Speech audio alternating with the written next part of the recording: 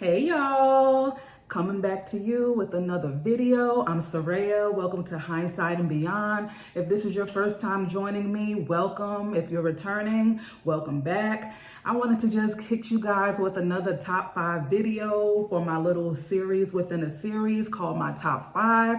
And this Sunday, I wanted to talk about 5 things that I no longer do in my 40s, y'all. Things I just don't do no more.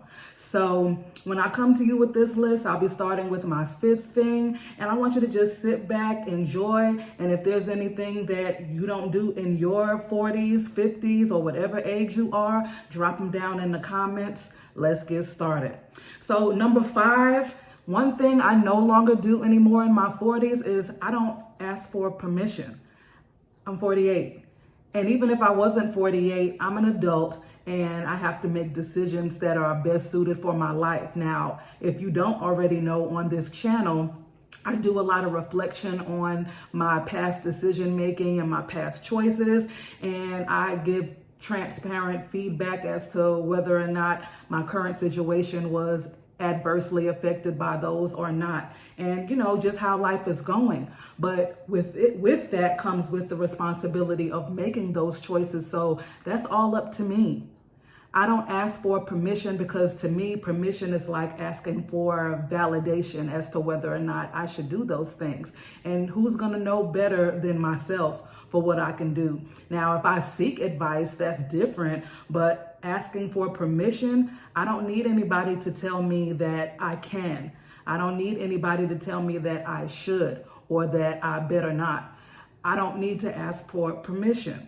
Okay, validation comes from knowing that I've done the best that I could for myself, for my family. And so when I seek out permission, or when you seek out permission from others, that's not being confident in yourself. That's not being confident in your decisions. So one thing I no longer do in my 40s is I don't ask for permission. I just do what I feel is right at the time. And if it's not, I just have to go back, make corrections so I don't make those mistakes anymore. Okay. Number 4, I no longer put the feelings of others ahead of my own, meaning I no longer prioritize others' feelings at the top of my list when my feelings, they need to come first. So that's all a part of boundary setting. And when I think about setting boundaries, I think about whether or not I'm placing more importance on what somebody else thinks or feels, or even says for that matter, ahead of my own. Why should I place priorities on other people's feelings that put them ahead of what mine are? Because that's only going to lead to disappointment. And it probably will lead to disappointment on both of our parts. So you'll be disappointed in me when I don't do, think, or act the way you think I should. And then I'll be disappointed in the fact that I place more importance on what you think, or what you say, or what you do, or how you feel. Because all those things go together. So as I arrived into my 40s, there was a lot of things that I learned, from my past relationship, and learned from, family dynamics and things of that nature. And I realized that when I put others' feelings ahead of my own, it's like I negate what I have going on in my mind. I kind of push what I feel like on the back burner, and that doesn't do anything for me to help me grow. So now, as I'm moving closer to 50 and I'm exiting out of my 40s in the next couple years, I just think that I don't ever have to put anybody else's feelings ahead of mine, especially another adult. And that's why I've chosen to go the route I have with, becoming single again. Now, that's no shade or disrespect to my former husband. We are co-parents and we do what we can and should for our 10-year-old child. And I feel like if I was going to put anybody's feelings ahead of my own, it may be my child. But even then, I have to use discernment when I do that. And so I no longer put others' feelings ahead of my own when it comes to my life, or when it comes to things I have to do in my decision making. Number 3, one thing I no longer do in my 40s, y'all, get this, because it's something that I had to work towards, but I no longer deny that people are who they show me they are the first time. Can I get an amen? Because I know that you've heard from people, say your parents or something like that, believe who people are the first time they show you. And I'm guilty of not doing that years and years ago. And it's taken me a lot of years to stop making excuses for people and, giving them the benefit of the doubt more times than they deserve. So when I say it's time to start really evaluating not just people, but also yourself and why you do that. Why do we dismiss red flags? Why do we make excuses for others when they show us who they are? Why do we neglect our own intuition and our own discernment when it comes to saying, you know what?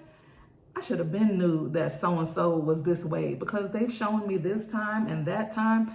It's time to stop denying that people are who they show you they are. So that's something that I've committed to doing. And I no longer make excuses for people over and above what I should because they've already shown me who they are the first time. Okay? That's a lesson learned and still learning, but that's what I'm doing now. Number 2, I no longer beg people to follow through on things that they say they're going to do. Listen. For the most part, I'm talking about adults. When we talk about adults and they tell you what they're going to do or what they're going to, help you do or say, I'm no longer going to place the expectations on them that cause me disappointment. I'm no longer going to beg them to do what they said they're going to do. They either going to do it or they're not. And so I've learned the hard way that people don't always follow through on what they say they're going to do. Case in point, I'm human. I don't always finish things that I start, although I'm working toward that. And I'm very, very aware of myself. And I know these things. But when it comes to others, to save myself the disappointment, I'm going to stop begging them to do what they said. They know that they said it. Okay? They know what they're going to do, and whether or not they have the capacity to do it or not, that's none of my concern. So I'm going to mind my business. Drink a little water and mind my business. I'm not going to beg them to do what they already said that they're going to do. Okay? Just to save myself disappointment. And number 1 on my top 5 list, something that I take a lot of, pride in, and I don't mean pride in a negative way or a selfish way, but I no longer take my peace for granted. I'll repeat. I no longer take my peace for granted. It took me a long time to get here. And when I say I no longer take my peace for granted, what I mean is all those things that I've said before this number 1, not asking for permission, not putting others' feelings ahead of mine, not denying who people are, who they say they are and have shown me, and not begging people to do for me. Guess what? That's all allowed me to bask in my peace because it is so valuable. If there's nothing that I've learned on this journey toward 50, then, my peace is of the utmost importance. I mean, what else can I say? Why wouldn't you want to arrive at that destination? Why wouldn't you want to feel peace beyond understanding? Okay? Only God knows what we're going through on the inside of us if we don't say it. And when we don't say what's going on the inside of us, we keep it held in. A lot of us don't seek out, professional help and mental support like we should, especially in the Black community for whatever the reasons are. But I urge you, okay, the first step towards understanding how important peace is to look inward and ask yourself, what do you want for yourself? Do you want to continuously argue? Do you want to argue with people? Do you want to continuously be at odds with yourself and always beat yourself up over your decisions? Or do you want to be able to reflect, look back on them and move forward and then be at peace?